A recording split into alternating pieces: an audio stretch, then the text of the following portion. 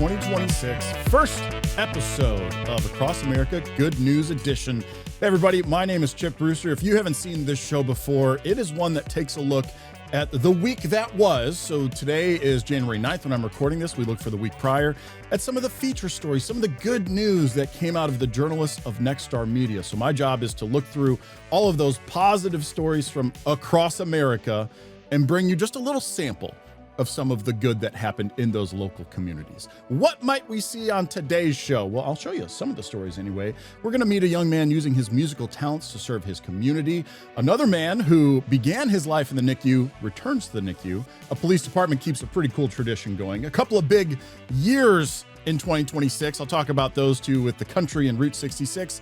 And new year, new commitment. That last video is me recommitting to trying including an animal story in each episode of Across America Good News Edition. That one specifically about a three-legged dog. It's just one of those, just, okay. All right, if I lived anywhere near you, I might think about adopting you. All right, that's enough. We're gonna get to that one a little bit later. Before we get there though, we're gonna begin with another young man who started a project when he was 13. 3 years later, he's still doing it. And it really caught my attention. It's so unique, it's so local. And honestly, I mean, it's hard to describe, so I'm just gonna go ahead and get to the story at this point. It's coming from our station, WROC in Rochester, New York. Take a look. Here in Wayne County, there is an abundance of history, much of which lies with those who have passed long before us. But for the past 3 years, 16-year-old Parker Maybe has brought new life to the stories that they have left behind. Yeah, we have a good time cleaning stones, repairing them, as you can see around here. And there is lots of work to do. It all started back in 2022 when Parker and his friends helped clean grave sites at the Ellenwood Cemetery in the town of Rose. From there, his curiosity with the stories behind each headstone only grew. I find it fascinating when the stone is dirty, broken, and you don't know who it is until you actually clean it, repair it, and you do research on them. And that really brings out their story and their identity. And so, Parker created the YouTube channel Gone Graving to document each stone he's cleaned while also sharing details of each person's life. He's done this in 50 cemeteries across the Finger Lakes so far. Many of the sites Parker focuses on are veterans who served in the Civil War. That really means a lot to me that they can have a voice again, because a lot of these people have been dead for over 150 years. Not much cleaning happens this time of year due to the snow, so Parker uses the winter months to research the people whose headstones he plans to restore in the spring. And this year, he's also mapping out his upcoming Boy Scout Eagle project. With that project, 50 headstones, I'll get a group out and we'll clean and repair, and it'll be awesome to get that finally done because these veterans do deserve a lot. I really feel connected to these people. Like, I do understand a lot of hardships that they went through, and they're our ancestors, they're our great-grandfathers, they're past generations that really need help being remembered. And much of the work that Parker does through Gone Graving is self-funded. If you're interested in donating to his cause, there is a link for you to do so up now on our website, rochesterfirst.com. In Clyde, Ryan Hermenet, News 8. Hopefully you see why I was like, how do I talk about this story beforehand? Because he's giving that voice back to the voiceless, to some ancestor whose family may not even realize that they are buried in that cemetery, and then documenting it publicly, looking up their story. Just a neat, really neat story that they were able to cover out there in Syracuse, or Rochester, excuse me, and that you were able to catch here on this show. Importantly, as I name the Nexstar station that these stories come from, if you're looking for more information, just like the reporter cited, you can go to that local station's website.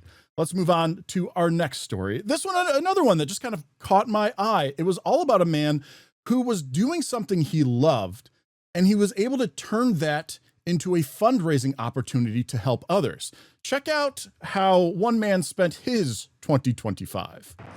Matt Klein tells me he was looking for a way to make a difference in the community, but he's not really into running or cycling.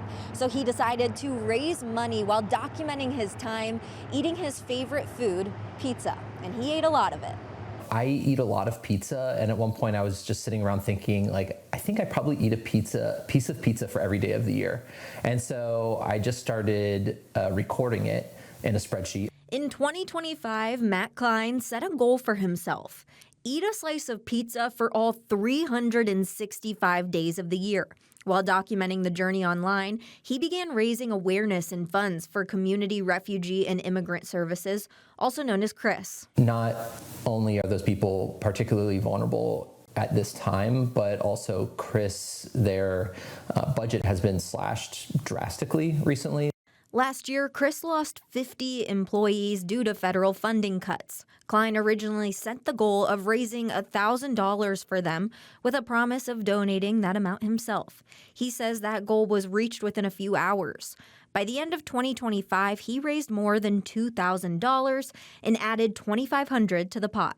I think it just goes to show that people really value our neighbors. By January 1st, Klein completed his goal of 365 slices. He says it was a combination of eating out, takeout, and a few frozen pies. The Pizza House was a surprise hit for the year, and then also Emilio's. And I just love Donato's. I love cheap pizza. I love Romeo's. Like, I love all kinds of pizza. So put a slice in front of me, I'll eat it. I asked him if eating pizza ever got old. No, I was never sick of pizza. In fact, on January 2nd, I ate 3 more pieces of pizza. Klein tells me his favorite part of the challenge was actually the camaraderie that came with it.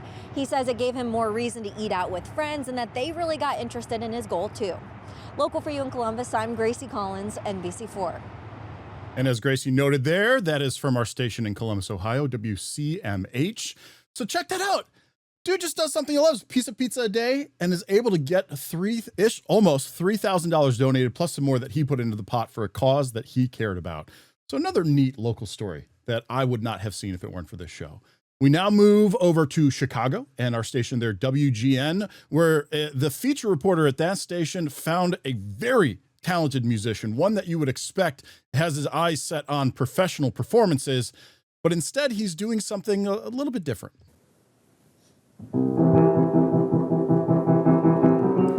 If there ever was a 15-year-old with the world at his fingertips, it would be Eric Wu. This local high school student freshman has won multiple piano competitions. Most notably, he was the Illinois winner for the Music Teachers National Association competition, one of the most prestigious in the country. It was a very pleasant surprise when I was able to win as the youngest in the division. It's the kind of win that puts musicians on a fast track. Concert halls, judges, grand pianos.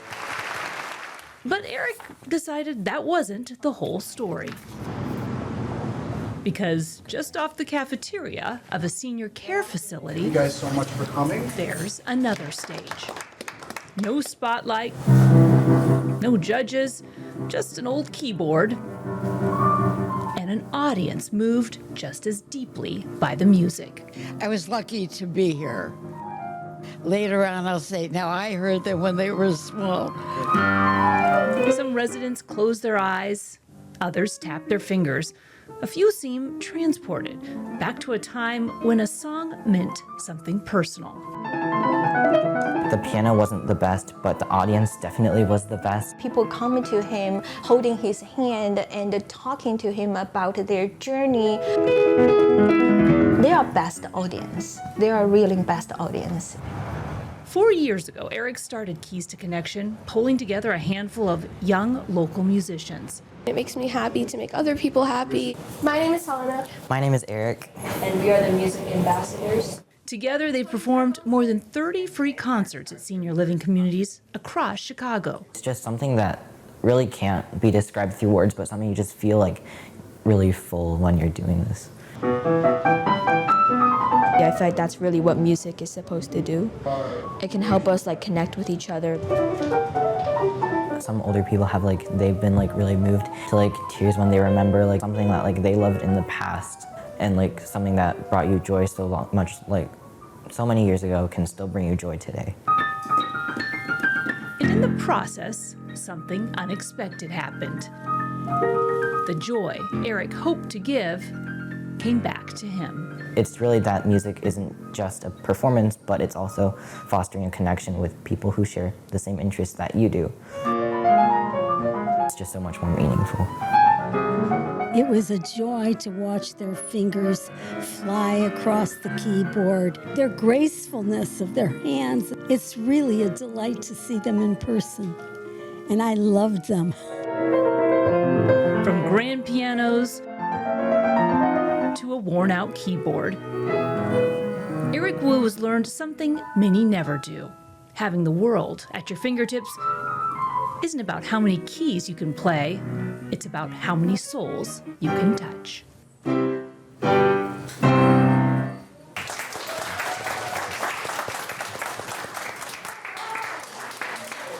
Bravo, bravo, encore. Yes.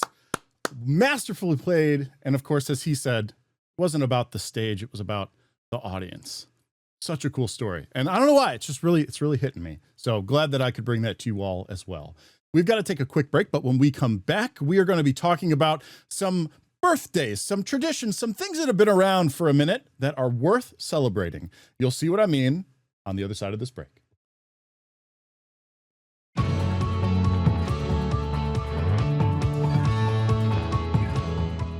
Welcome back. As I mentioned before the break, this next block of stories, and I've got 3 of them for you, is all about celebrating something that's been around for a little bit. The first one is affectionately called the Mother Road. And if you have, culture references, music, maybe you're on the older side and you remember when it truly was the Mother Road, you know what I'm talking about.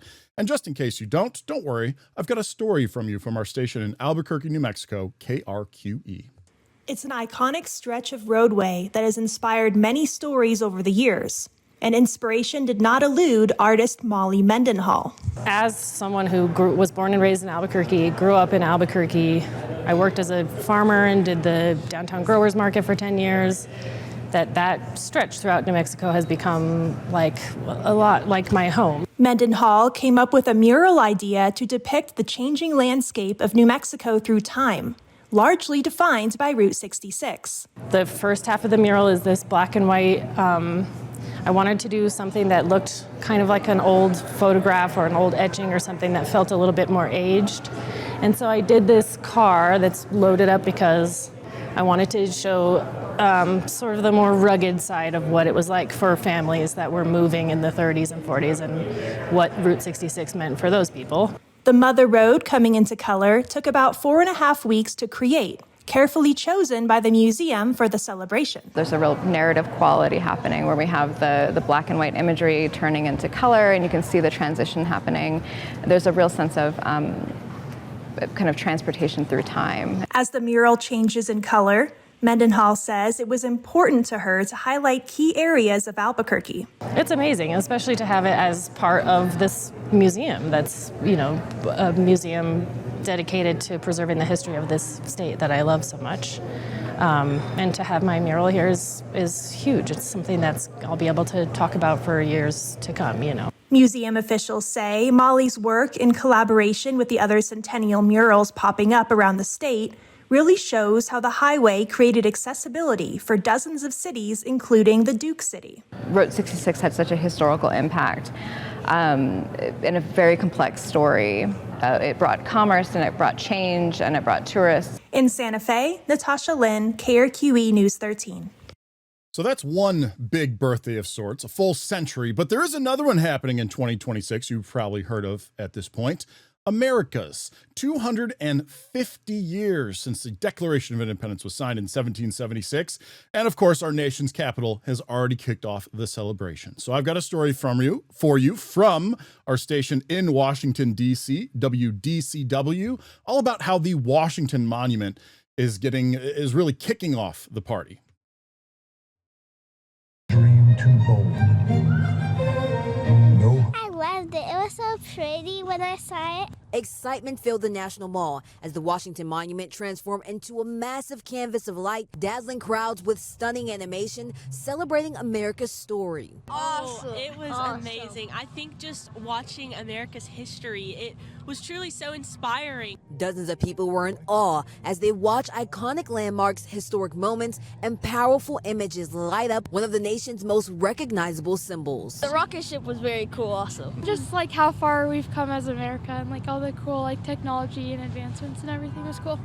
The breathtaking display marks the official kickoff of celebrations for America's 250th birthday. It is just beautiful, and to be able to kick off 250 years of America truly being an amazing country to live in. The immersive light show took viewers on a journey through the country's discovery, revolution, expansion, modern day, and a glimpse into the future of the nation. And whether visiting from out of town or calling the DMV home, many in the crowd shared a powerful and emotional moment together. I think it's great. I mean, there's so much that we should be proud of in this nation. Great nation, great country. I love America and couldn't ask for anything better. And part of the reason I wanted to get that story in, plus the other one about Route 66, is at Nexstar, we'll be celebrating those two iconic things, the nation and Route 66, throughout 2026. So I'm sure I'll see other feature reports and bring them into Good News Edition. But wherever you're watching this, your local station, especially if it's along Route 66, will probably have some pretty cool stories to share with you as well. I have one more story about celebrating, and this one is coming to us from our station in Syracuse, New York, WSYR, and it is a tradition that dates back more than 30 years with a local police department. I think you're going to get a kick out of this. Think baseball, football, or Pokemon cards, but instead, it's the people behind the badge.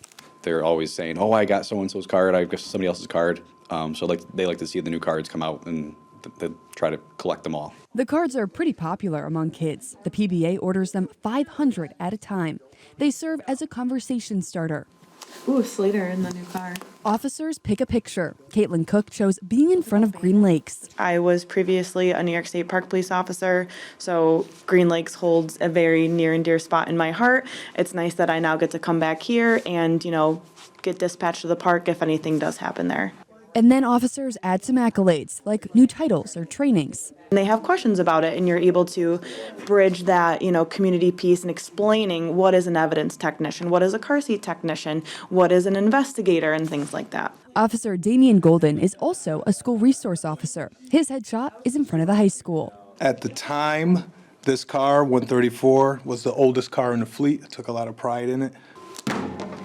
Trading cards have been a part of the Manlius Police Department ever since 1995, and this binder catalogs all of the officers of the department. And I like to call these connection cards because they get to learn a little bit about us, they get to see us in different aspects, view in a different light. It's a chance to personalize the police officers.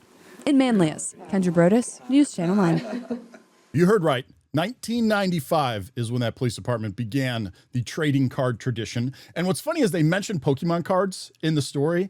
Pokemon cards didn't start until 1996.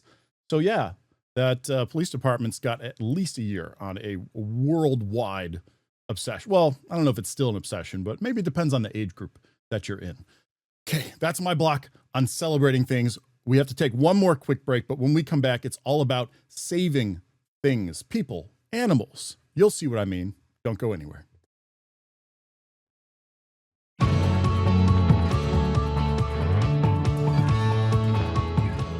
Welcome back. Celebrated things, saving things. First story coming from our station in Midland, Texas, KMID. This one was unique, and I'm sure you have seen or heard or maybe know somebody that starts somewhere and ends up back. A lot of the times that's a teacher who went through that school as a kid, and then they teach alongside the teacher who taught them. Really cool story. This one is a whole different twist on that same idea, and really it involves the beginnings of life. 35 years ago, right here at Medical Center Hospital, Gaston Valdez was born at 24 weeks, weighing at 1 pound and 13 ounces. He was a fragile baby needing some intensive care, and he stayed in the NICU for about 4 months. Now, this is a full circle moment for him as he is helping families in similar situations. For me, it's the circle of life. I was a NICU baby, and now I'm back here. as I'm a unit clerk, but I still assist with anything that they have. I set up these rooms, we clean these beds. It's very important and we tell the community, Children's Miracle Network has been such a rewarding company for us and here, and just being able to, you have a 22, 23-weeker, 24-weeker that comes in, and now we have NICU reunions, and you see these babies coming back 2 or 3 years later, and just the fact that you knew you had an impact at one point with them, even if it was just feeding, or the fact that you were able to set something up for them to, give them that ability to grow and become strong, and it's just so rewarding. Valdez says his passion came from visiting the hospital for many years to see the nurses and doctors who took care of him when he was in the NICU. After so many years of, just coming back and forth, visiting the nurses and everything, my passion grew for the NICU. And so I started working for Medical Center Hospital. And after a couple of years, after 2 years of working for oncology here at Medical Center, I transferred over to the NICU. And since then, it's been about my 12th year already here at in the NICU. And it's such an amazing, just being able to know what was done whenever I was here to how things are going now. It's just such an amazing feeling in seeing everything. A cool thing for Valdez is that he got to work with Dr. Bennett, who took care of him when he was in the NICU before he retired, but he still works with Gayla, a respiratory therapist who took care of him when he was a fragile baby. It's amazing, I joke and kid around with her, telling her, because of her, I'm back here working in the NICU, but it's just so amazing knowing the fact that I'm actually working alongside somebody that took care of me. Told Valdez is a huge asset to the NICU as he now helps save lives, just like the doctors and nurses saved his. Reporting at Medical Center Hospital in Odessa, I'm Lidianna Reyes. That one, of course, focusing on saving little humans. 2 more stories for you in this week's episode, and they are animal focused. The first one coming from our station, WFLA in Tampa, Florida, and it's about saving a bald eagle. And this video is impressive. All right, there we go. This bald eagle has had quite the past 24 hours. She hit the tower and her wing was swollen. And so we took her and had her x-rayed, and remarkably, she has no fractures. It's okay, birdie. Don't you want to know? She was taken to the Raptor Center of Tampa Bay before being transported. Now, she has more testing ahead of her to see if she will be able to be released. When she gets here, she will be triaged again, and we will do lead testing, and we'll draw blood for blood work to make sure she doesn't have an infection or anything like that. Thankfully, experts say eagles are pretty durable, but if the community hadn't have stepped up to help her when she fell, well, this would be a different story. If she can't fly and she can't hunt, in 2 to 3 weeks, she would perish.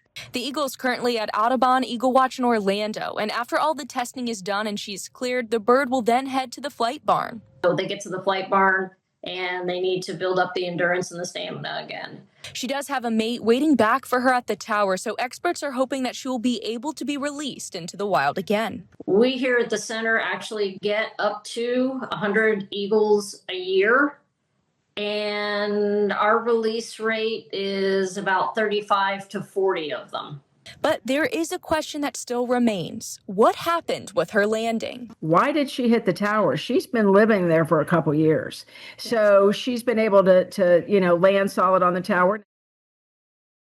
Just interesting. It was the video, as I said, that really drew me in, seeing somebody holding a bald eagle, and they're going to be taking care of them and hopefully getting them back to their home. Very cool to see. Final story. The one I talked about at the very beginning. If 3-legged dogs make you cry, this is the time to change the channel. We'll come back in just a few minutes. But otherwise, this is a great story coming out of our Fresno, California station, KSEE.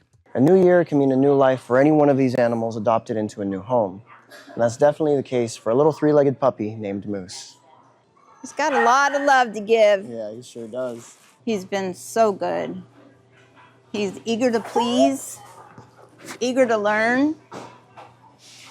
I can't imagine not giving him that chance. Moose's foster mom, Stephanie Lucas, is taking care of him as the now 4-month-old pup recovers from being attacked by his original owner's other dog. The dog attacked him, and they waited too long to take him to the vet. So by the time they did, His leg was really badly infected and the bone was infected. Moose's amputation cost over $1,000, a price Lucas couldn't pay without the help of Cali Cat Rescue. There's huge expenses that come along with some of these pets that you find out on the street. We're able to help the community and help these people that are willing to help us find these animals homes and get them healthy. Cali Cat Animal Rescue Director Taylor Thiessen helped organize an ongoing fundraiser for Moose's surgery. He isn't the first animal they've had to save. In rescue, we see the worst of the worst, you know, cats, dogs getting thrown out of cars, kicked, abused. They shouldn't be cared for in this way, and people need to have more